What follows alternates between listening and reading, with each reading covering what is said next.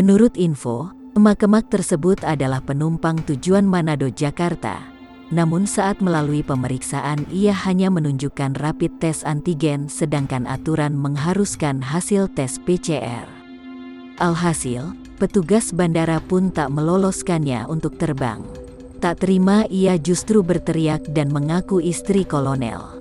Melansir keterangan akun Lambe Turah Kawanua OA, emak-emak membuat gaduh itu terjadi di Bandara Samratulangi, Kota Manado, Sulawesi Utara.